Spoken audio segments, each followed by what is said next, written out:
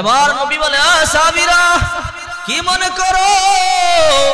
আরে মানুষ কাঁদে না, এটা মানুষের কান্না না।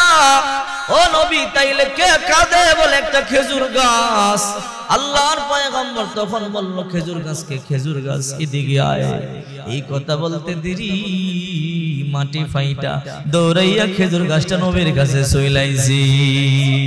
নবী আমার মাথার মধ্যে হাত দিয়ে বলে, খেজুর গাছ কান্না বন্ধ কর। তুই এমনি কান্না আমি পয়গম্বর সহ্য করতে পারি না। আমি তো কান্না করাইবার জন্য দুনিয়াতে আসি নাই, চোখের পানি জড়াইবার জন্য দুনিয়াতে আসি নাই। আমি তো কান্না বন্ধ করাইবার জন্য, চোখের পানি মুছার জন্য, দুঃখী মানুষকে সান্ত্বনা দেওয়ার জন্য দুনিয়াতে আসছি। খেজুর গাছ কান্না বন্ধ কর। এইবার খেজুর গাছ বলে, না কান্না বন্ধ করবো না। কেন কান্না বন্ধ করবি না? ও নবী, যখন আপনি আমার পিঠের মধ্যে বৈশাখ খুতবা দিতেন, এত আরাম আর ভালো লাগতো। আসমান থেকে রহমত আর বরকত গুলো নাজিল হইতে থাকতো।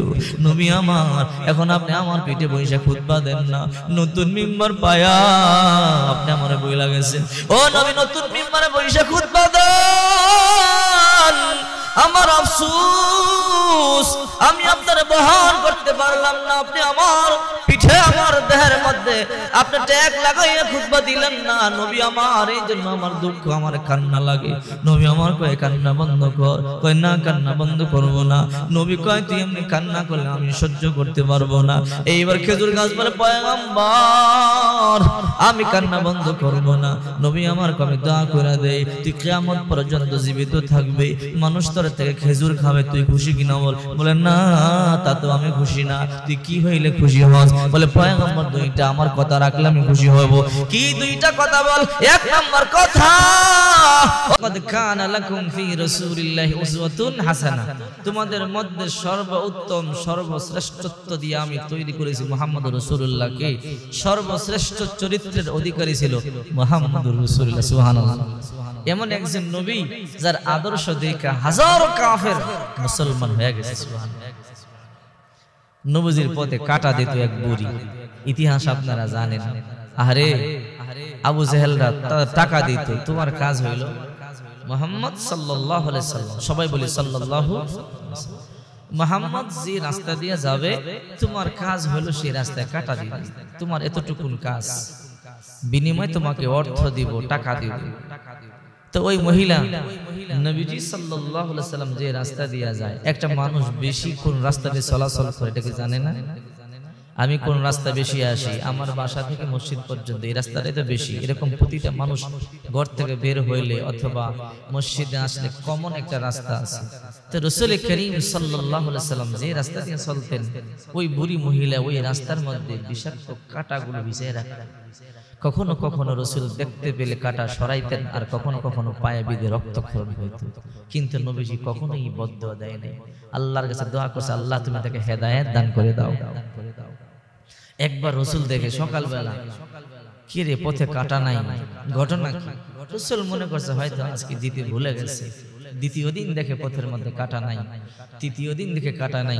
রাসূল বলল, লোকটার হইল কি? যে লোকটা আমার পথে কাঁটা দিত নিশ্চয়ই লোকটা অসুস্থ হবে, এই জন্য সে কাঁটা দিতে পারতেছে না। আল্লাহু আকবার।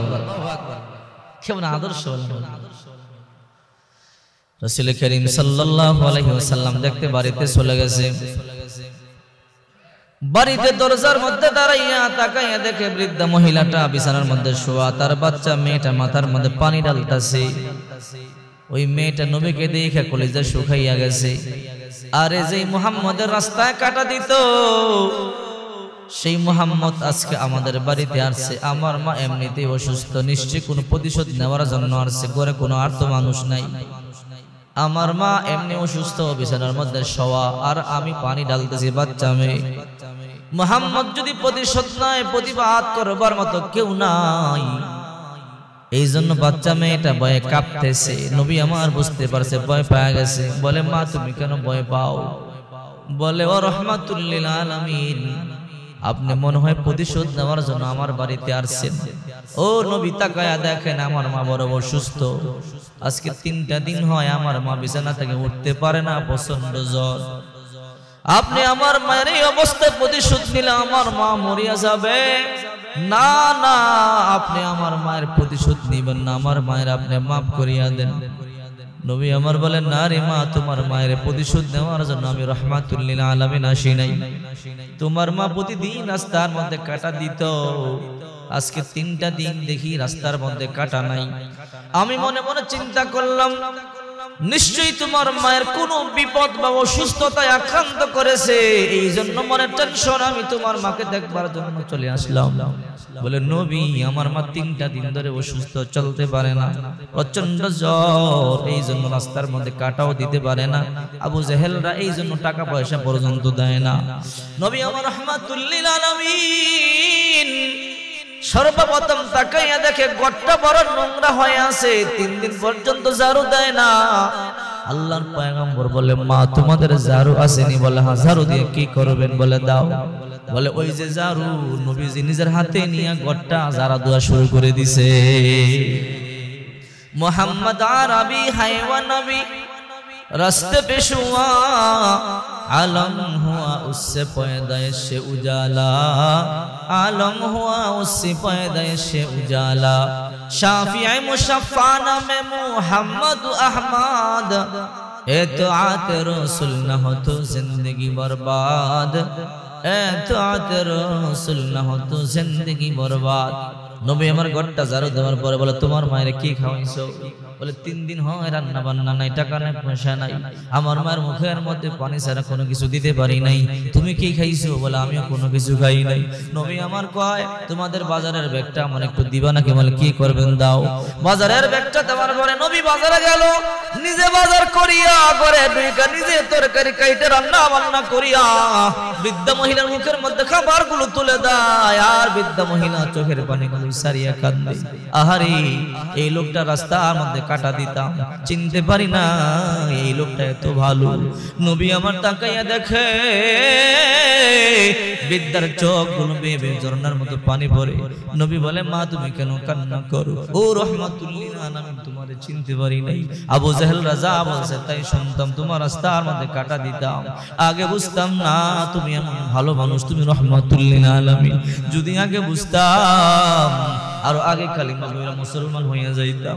ওগো নবী আমার, দেরি করতে চাই না, জানি না কখন মরিয়া যাই, ঈমান নামক দৌলতটা নিয়ে যেন মরতে পারি, এই জন্য তাড়াতাড়ি আগে কালিমা পড়াইয়া মুসলমান বানাইয়া দেন। লা ইলাহা ইল্লাল্লাহ মুহাম্মাদুর রাসূলুল্লাহর কে বাশদ আমেরে সল্লু মুদাম আতশে দুজুক শামদ বরওয়াই হারাম।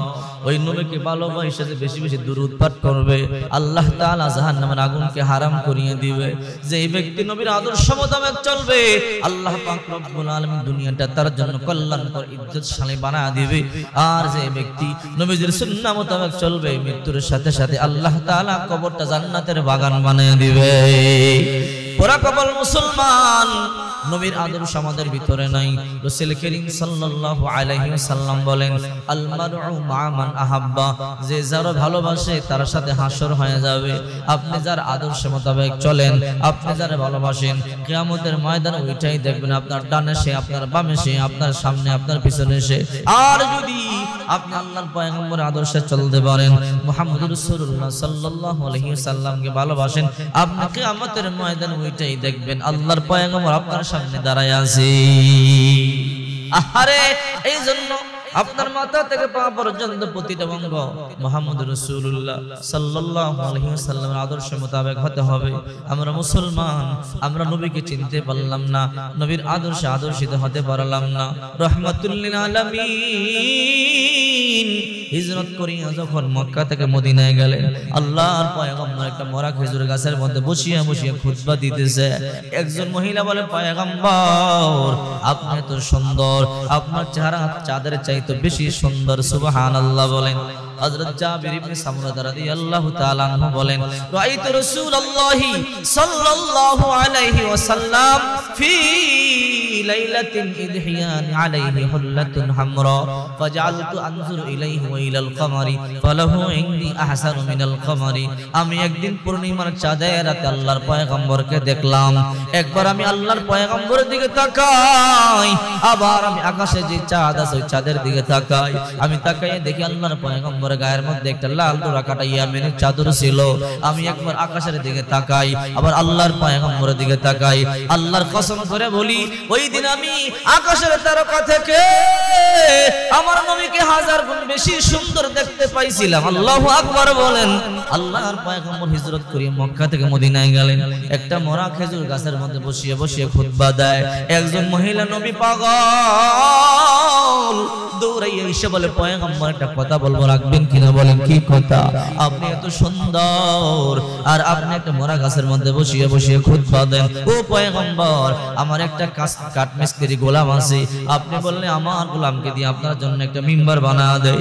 আপনি একটা সুন্দর মিম্বারে বসিয়ে বসিয়ে আপনি খুতবা দিবেন। নবী বলে না না, আমি যে খেজুর গাছের মধ্যে বসে খুতবা দেই এটাই যথেষ্ট।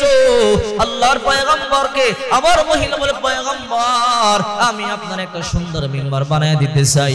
ওই মহিলার জবাবে আল্লাহর পয়গম্বর নিষেধ করলেন। সমস্ত সাহাবীরা বলে পয়গম্বর যেহেতু মহিলা দিতে চাইতেছে, আপনি সুন্দর মানুষ, সুন্দর মিম্বারে বসে খুতবা দিলে আপনারা দেখতে বড় ভালো লাগবে। সমস্ত সাহাবা کرام বলার পরে পয়গম্বর বললেন যাও মা, খুদ তুমি একটা মিম্বার বানায় নিয়ে আসো। ওই মহিলা একটা মিম্বার বানায় নিয়ে আসলেন। নবী আমার একটু দূরে ওই সুন্দর মিম্বারের মধ্যে বসিয়া বসিয়া খুতবা দেয়, বয়ান করতেছে। হঠাৎ করে তাকাইয়া দেখে কান্নার গুনগুন আওয়াজ শোনা যায়। মানুষ যেমন অতীব দুঃখী হুফায়া হুফায়া কান্না করে, এই রকম কান্নার আওয়াজ শোনা যায়। সাহাবায়ে কেরাম বলে পয়গম্বর বুঝতে পারলাম না আমাদের মধ্যে কে এমনি দুঃখে দুঃখে কান্না করে। নবী আমার কয় রে সাহাবীরা, তোমরা কি মনে করতেছো মানুষ কান্না করে? না না, এই কান্নাটা কোন মানুষের কান্না নয়, এটা একটা খেজুর গাছ কান্না করতেছে। আল্লাহু আকবার। উসতুনে হান নানা আজ হাজরে রসুল লানামি জাদ হাম চুমর বাতে অকুল।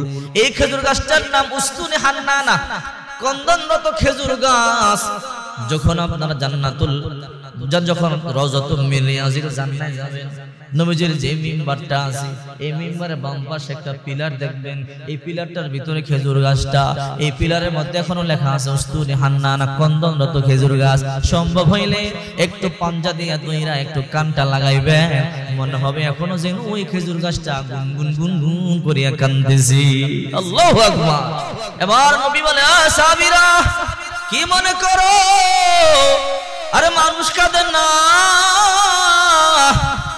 এটা মানুষের কান্না না। ও নবী, তাইলে কে কাঁদে? বলে একটা খেজুর গাছ। আল্লাহর পয়গম্বর তখন বলল খেজুর গাছকে, খেজুর গাছ এদিকে আয়। এই কথা বলতে দেরি মাটি ফাইটা দৌড়াইয়া খেজুর গাছটা নবীর কাছে চইলাইছি। নবী আমার মাথার মধ্যে হাত দিয়ে বলে খেজুর গাছ কান্না বন্ধ কর। তুই এমনি কান্না আমি পয়গম্বর সহ্য করতে পারি না। আমি তো কান্না করাইবার জন্য দুনিয়াতে আসি নাই, চোখের পানি জড়াইবার জন্য দুনিয়াতে আসি নাই। আমি তো কান্না বন্ধ করাইবার জন্য, চোখের পানি মুছার জন্য, দুঃখী মানুষকে সান্ত্বনা দেওয়ার জন্য দুনিয়াতে আসি। খেজুর গাছ কান্না বন্ধ কর। এইবার খেজুর গাছ বলে না, কান্না বন্ধ করবো না। কেন কান্না বন্ধ করবি না? ও নবী, যখন আপনি আমার পিঠের মধ্যে বৈশাখ খুতবা দিতেন এত আরাম আর ভালো লাগতো, আসমান থেকে রহমত আর বরকত গুলো নাজিল হইতে থাকতো। নবী আমার, এখন আপনি আমার পিঠে বৈশাখ খুতবা দেন না, নতুন মিম্বার পায়া আপনি আমার বই লাগেছেন। ও নবী, নতুন মিম্বারে বৈশাখ খুতবা দেন। আমার আফসোস, আমি আপনার বহন করতে পারলাম না। আপনি আমার পিঠে আমার দেহের মধ্যে মধ্যে আপনি ট্যাগ লাগাইয়া খুতবা দিলেন না। নবী আমার, এই জন্য আমার দুঃখ, আমার কান্না লাগে। নবী আমার কয় কান্না বন্ধ কর, কয় না কান্না বন্ধ করব না। নবী কয় তুই এমনি কান্না করলে আমি সহ্য করতে পারবো না। এইবার খেজুর গাছ বলে পয়গম্বর আমি কান্না বন্ধ করব না। নবী আমার কবে দোয়া করে দেয় তুই কিয়ামত পর্যন্ত জীবিত থাকবে, মানুষ তোর থেকে খেজুর খাবে, তুই খুশি কিনা বল। বলে না তা তো আমি খুশি না। তুই কি হইলে খুশি হস? বলে পয়গম্বর দুইটা আমার কথা রাখলে আমি খুশি হব। কি দুইটা কথা বল? এক নম্বর কথা, ও নবী মানুষ মারা গেলে যেমন মানুষকে দাফন করা হয়, আমি যখন মরিয়া যাব আপনার সাহাবীদেরকে বলেন আমারও তেমনি দাফন করবার জন্য আল্লাহু আকবার বলেন। ওগো নবী আমার দুই নম্বর আশাটা হইল আমি আপনার সাথে কিয়ামতের ময়দানে সাক্ষাৎ করিয়া জান্নাতে যাইতে চাই। নবী আমার কয় খেজুর গাছের জন্য তো জান্নাত নাই। বলে অত শত বুঝি না, আমি জানি আল্লাহর কাছে আপনি চাইলে আল্লাহ আপনার জান্নাত, আপনার কথা আল্লাহ তাআলা রাখবে। আল্লাহু আকবার বলেন। আল্লাহর পয়গম্বর বলে না খেজুর গাছের জন্য জান্নাত নাই। বলে পয়গম্বর আপনাকে আমি দেখে আমার মন ভরে না, আমি চাই জান্নাতের মধ্যে গিয়ে মন ভরিয়া ভরিয়া আপনারে দেব। ওগো নবী আমার আপনি আল্লাহর কাছে দোয়া করেন, আমার বিশ্বাস আল্লাহ তাআলা আপনার দোয়া ফিরাইয়া দিবে না। আর যদি আপনি আমার কান্না করাইতে চান তাহলে দোয়া লাগবে না, যদি আমার কান্না বন্ধ করাইতে চান আল্লাহর কাছে দোয়া করেন। পয়গম্বর বলে এটা তুই আমার কাছে চাইস না। বলে পয়গম্বর দিলে দেন, না দিলে না দেন, এমনি কান্দেই থাকবো। আল্লাহর পয়গম্বর দেখলেন ওর কান্না বন্ধ করা যাবে না, হাত তুলে বলে আল্লাহ যে খেজুর গাছ আমার জন্য এমন পাগল, আল্লাহ তোমার কাছে দরখাস্ত এই খেজুর গাছটা যখন মারা যাবে দাফন করবার পরে আল্লাহ কিয়ামতের ময়দানে সাক্ষাৎ করাইয়া দিও, আর আমি নবীর সাথে জান্নাতের ব্যবস্থা করে দিও। আল্লাহু আকবার। ওসুতুনে হান না না আজ হাজার রাসূল লা নামি জাদ হাম চুর বাতে ও কুল হর কে বাশদ আমেলে সল্লুদাম আতশে দুজ খুশামদ বরওয়াই হারাম। পয়গম্বর এখন বললেন যা যা টেনশন করবি না। আল্লাহ তাআলা বলে ও পয়গম্বর যে খেজুর গাছ আপনার জন্য এমনি কান্না করতে পারে, আপনি খেজুর গাছের জন্য পাগল, আমি আল্লাহ ওয়াদা দিলাম এই খেজুর গাছকে মরবার পরে দাফন করবেন, আর কিয়ামতের ময়দানে আল্লাহ আমি আল্লাহ এই খেজুর গাছকে মানুষ বানায় আপনার সাথে জান্নাতে ঢুকাইয়ে দিব। मुहम्मद अरबी है व नबी रस्ते बिशुआ आलम हुआ उसकी पैदाइश उजाला, आलम हुआ उसकी पैदाइश उजाला। এই জন্য বিশ্বনবী মুহাম্মদ রাসূলুল্লাহ সাল্লাল্লাহু আলাইহি ওয়াসাল্লাম বলে যে ব্যক্তি আমার আদর্শ মোতাবেক চলে আল্লাহ তাআলা তাকে দুনিয়াতে ইজ্জত সম্মান দান করেন, আর মৃত্যুর পরে আল্লাহ তাআলা আমি পয়গম্বরের সাথে জান্নাতের মধ্যে ঢুকাইয়া দিবে। এই জন্য রাসূল করিম সাল্লাল্লাহু আলাইহি ওয়াসাল্লাম বলেন মান আহইয়া বিসুন্নতি ইনদা ফাসাদি উম্মতি ফালাহু আজরু মিয়াতি শাহীদ। যে ব্যক্তি আমার একটা সুন্নতকে জিন্দা রাখবে, যে সময় মানুষ সুন্নতকে মহব্বত করবে না, সুন্নতকে কেয়ার করবে না, যে সময় মানুষ সুন্নতকে হেলায় খেলায় নষ্ট করে দিবে, ওই সময় যদি আমার কোন উম্মত একটা সুন্নাত জিন্দা রাখে আমি আল্লাহ তাআলা, নবী বলে আল্লাহ তাআলা তার আমলনামায় 100 গলা কাটা শহীদের সওয়াব দিয়ে দিবে। এই জন্য রাসূল করিম সাল্লাল্লাহু আলাইহি ওয়াসাল্লাম বলেন আল মারউ মা মান আহাব্বা মান তাশাব্বাহা বিকওমিন ফাহুয়া মিনহুম। যে যারে ভালোবাসে, যার আদর্শ যার কাছে ভালো লাগে, কিয়ামতের ময়দানে তার আদর্শ মোতাবেক চলবে। তুমি মেসিকে ভালোবাসো, মেসির আদর্শ ধারণ করতে চাও, মেসির মতো চুল কাটো, আর কিয়ামতের ময়দানে তার সাথে হাসর হবে। তুমি নেইমারকে ভালোবাসো, তুমি তার মতো গেঞ্জি পরো, তার মতো চুলের কাটিং করো, তোমার হাসরটা তার সাথেই হবে। তুমি যদি মুহাম্মদুর রাসূলুল্লাহর আদর্শে আদর্শিত হও, মুহাম্মদুর রাসূলুল্লাহ সাল্লাল্লাহু আলাইহি ওয়াসাল্লামের আদর্শিত হও, আল্লাহ তাআলা কিয়ামতের ময়দানে মুহাম্মদুর রাসূলুল্লাহর সাথেই তোমাকে জান্নাত দিয়ে দিবে। আশরাফ আলী থানভী রাহমাতুল্লাহি আলাইহি কিতাবের মধ্যে একটা বাস্তব ঘটনা উল্লেখ করেছেন। সৌদি আরবে একজন বিশাল বড় মুফতির ইন্তেকাল হলো। মুফতি সাহেব বড় আলেম, সবাই তার সুনাম সম্পর্কে ভালো করে জানে, অনেক বড় আলেম। তাদের একটা পারিবারিক কবরস্থান ছিল, ওই পারিবারিক কবরস্থানের মধ্যে তাকে দাফন করা হলো। দাফন করবার পরে বিগত কয়েক বছর পরে এই বংশের আরো একটা মেয়ে মারা গেল। ওই মেয়েটা মারা যাওয়ার পর এই মেয়েটাকে আবার এই কবরের মধ্যে দাফন করা হলো, কবরস্থ করা হলো। কারণ পারিবারিক কবর কিন্তু ছোট থাকে, ঠিক কিনা জোরে বলেন? ওই কবরটা তো কয়েক বছর আগের, এই জন্য সবাই বলে চিন্তা করবার কারণ না, এই কবর উপরে আবার দাফন করিয়ে দাও।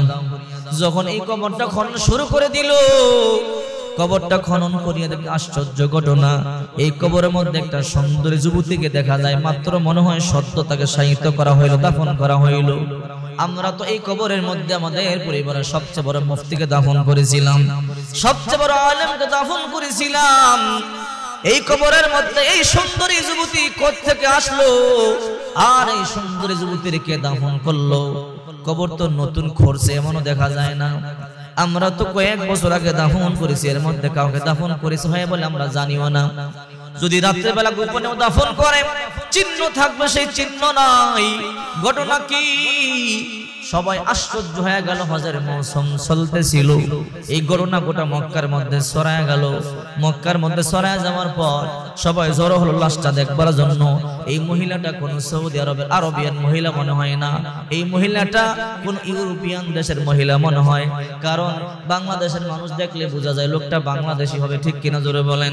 আফ্রিকার মানুষ দেখলে অনুমান করা যায় লোকটা আফ্রিকার হবে। আমেরিকা ইউরোপের লোকদেরকে দেখলে অনুমান করা যায় লোকটা ইউরোপিয়ান হবে। সবাই তাকাইয়া দেখে যে মেয়েটাকে শায়িত করা হয়েছে, এই মেয়েটা তো আমাদের দেশের কোনো মেয়ে হবে না, এই মেয়েটা ইউরোপিয়ানদের কোনো মেয়ে হবে, এই মেয়েটা খ্রিস্টান পরিবারের কোনো মেয়ে হবে। কিন্তু তাকে গোপনে কবরের মধ্যে দাফন করার লাগে হাজার হাজার হাজিরা দেখবার জন্য চলে আসলো। হঠাৎ করে একজন ইউরোপিয়ান হাজি দেখবার পরে বলে, আমি বলতে পারবো এই মেয়ের ঠিকানা, আমি এই মেয়েকে ভালো করে চিনি, কিন্তু তার বাড়ি ইউরোপে, সেই দেশে কেমনে আসলো আমার মাথায় ধরে না। বলেন বলেন তার হাকিকতটা আমাকে বলেন। বলে সে একটা ধনী আর সম্ভ্রান্ত পরিবারের খ্রিস্টান মেয়ে, তার ধর্ম খ্রিস্টান, জাতিগত সে খ্রিস্টান। আমি তাদের ড্রাইভার ছিলাম, তাদের গাড়ি আমি চালাইতাম, আর আমি এদের বড় বিশ্বস্ত ছিলাম। কিন্তু আমি ছিলাম মুসলিম, গোপনে গোপনে আমি আমার ইসলামের কাজ চালায়া যাইতাম, গোপনে গোপনে আমি আমার কাজ করতাম, কোরআন তেলাওয়াত করতাম, নামাজ পড়তাম। আর এই মেয়েটা আমার আদর্শ দেখে বড় ভালো লাগছিল, আমি এই মেয়েটাকে দাওয়াত দিয়েছিলাম। এই মেয়েটা আমার আদর্শ দেখে কালিমা পড়েছে, মুসলমান হয়ে গেছে। মুসলমান হয়ে যাওয়ার পর মেয়েটাকে বললাম, সাবধান, তুমি যে মুসলমান হইছো এই কথা গোপন রাখবা, কাউকে বলবা না। এই কথা বললে তোমার বাবা আমাকে হত্যা করে ফেলবে, তোমাকে কষ্ট দিবে। এই মেয়েটা বলে ঠিক আছে আমি বলবো না। কিন্তু মাঝে মাঝে এই মেয়েটা বলতো, প্রকাশ করে দেয়, যা হবার তা হবে, ইসলাম ধর্ম সত্য ধর্ম প্রকাশ করে দেই। আমি বলতাম না রে মা, তুমি প্রকাশ করবা না, প্রকাশ করলে সমস্যা হয়ে যাবে, তোমারও সমস্যা হবে, আমারও সমস্যা হবে। যেদিন আমি তোমাদের বাড়ি চাকরি ছাড়িয়ে চলে যাব, ওই দিন প্রকাশ করে দিও, ওই দিন কোনো সমস্যা নাই, সমস্যা নাই। হঠাৎ করে কয়েক বছর পর আমি চাকরিটা ছাড়িয়ে দিলাম, ছাড়িয়ে দেওয়ার পর আমি চলে আসলাম। এরপর মারা যাওয়ার পরে মেয়েটা প্রকাশ করেছিল, পিতা মাতার কাছে আমি মুসলমান হয়েছি, আমি ইসলাম ধর্ম কবুল করেছি, আমি যখন মরিয়া যাব তোমরা আমাকে মুসলমানদেরকে যেমন দাফন করা হয় ওইরকম আমাকে দাফন করবা। এই কথা তার পিতামাতারে বলিয়া গেছে। কিন্তু মেয়েটা ইন্তেকাল করবার পরে তার পিতামাতা মুসলমানদের কবরে তার কবরস্থ করে নাই, খ্রিস্টানদের কবরে কবরস্থ করছে। খ্রিস্টানদের মতো কফিন সাজাইয়া তার কবরে দাফন করছে। কিন্তু মেয়েটা তো নবীজির আদর্শকে ভালোবাসতো, ইসলামকে ভালোবাসতো। মিল্লাত আবিকুম ইব্রাহিম ওয়া সাম্মাকুমুল মুসলিমিন, ইব্রাহিমী আদর্শকে পছন্দ করত, মুহাম্মদী আদর্শকে পছন্দ করত। মেয়েটা যদিও বলতো বইলা গেছে, কিন্তু তার বাবা মা কেয়ার করে নাই, খ্রিস্টানদের কবরে খ্রিস্টানদের মধ্যে দাফন করে দিয়েছে। আমি এতটুকু বলতে পারবো, আর আমি বলতে পারবো না। আমি দেশে যাব, দেশে গিয়ে সংবাদটা আমি নেব, সংবাদটা নেওয়ার পরে আবার আমি সৌদি আরবে আসবো, আপনাদেরকে বলবো ঠিক আছে। হজ ব্রত পালন করবার পরে ওই লোকটা আবার তার দেশে চলে আসলো। দেশে চলে আসবার পরে ওই খ্রিস্টানদের বাড়িতে গেল। খ্রিস্টানদের বাড়িতে যাওয়ার পরে বলে, তোমাদের মেয়ে কোথায়? বলে, মেয়েকে কবরে দাফন করা হয়েছে। বলে, তাই নাকি? বলে, হ্যাঁ। বলে, তোমাদের মেয়ের লাশটা আমি সৌদি আরবে দেখে আসছি। আল্লাহু আকবার বলে। বলে, তোমাদের মেয়ে ইন্তেকালের পূর্বে কোন নসিহত তোমাদেরকে করছে কি? বলে, হ্যাঁ করছে। কি করছে? ইন্তেকালের পূর্বে শুধু একটা কথা বলছে, আমি ইসলাম কবুল করেছি, আমি মুহাম্মদী আদর্শে আদর্শিত হয়ে গেছি, আমি কোরআন পড়তে ভালোবাসি, আমি নামাজ আদায় করতে বড় ভালোবাসি। আমার ইন্তেকালের পরে আমার লাশটা মুসলমানদের কবরে কবরস্থ করবা, মুসলমানদের মতো জানাজা দিয়া লাশটা দাফন করবা। আমরা তার কথা শুনি নাই, আমরা খ্রিস্টানদের কবর খ্রিস্টানদের মতো দাফন করলাম। বলে চলো ওই কবরটা একটু যাবো। বলে কেন? কবরটা খনন করিয়ে দেখবো লাশটা এখানে আছে কিনা। বলে কেন? বলে আমি বহু বছর আপনার বাড়িতে ছিলাম। বলে হ্যাঁ তা তো ছিলাম, আমি আপনাদেরকে বড় ভালো করিয়া জানি। বলে হ্যাঁ ভালো করিয়া জানো। আমি আপনার মেয়েরে ভালো করিয়া চিনি। বলে হ্যাঁ তা তো চিনো। বলে নিশ্চিত আমি তোমাদের মেয়েকে সৌদি আরবের একটা পবিত্র কবরস্থানের মধ্যে দেখে আসছি। তোমাদের এই মেয়েটা সৌদি আরবের কবরে আছে। বিশ্বাস না হইলে কবর খুঁড়ে দেখো, কবরে তার লাশ নাই। বলে তাই নাকি? বলে হ্যাঁ চলো কবরটা খনন করি। এইবার কবরটা খনন করা শুরু করে দিল। কবরটা খনন করবার পরে তাকাইয়া দেখে কবরের মধ্যে মেয়ের লাশ নাই। কবরের মধ্যে ওই যে মুফতিকে সৌদি আরবে দাফন করেছে ওই লাশটা এই কবরের মধ্যে দেখা যায়। আল্লাহু আকবার। আশ্চর্য হয়ে গেল, কি রে মুফতি সাহেবকে দাফন করলো সৌদি আরবের মাটিতে, পবিত্র মাটিতে, মুকাদ্দিস মাটিতে।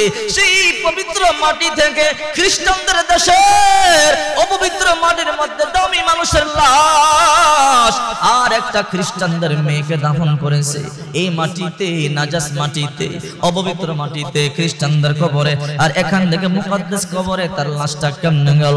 এই লোকটা আবার দৌড়িয়ে সৌদি আরবের মধ্যে গেল। সৌদি আরবে গিয়া বলে, হে এলাকার লোকেরা, তোমরা খ্রিস্টান মেয়ের লাশটা দেখে আশ্চর্য হয়েছো।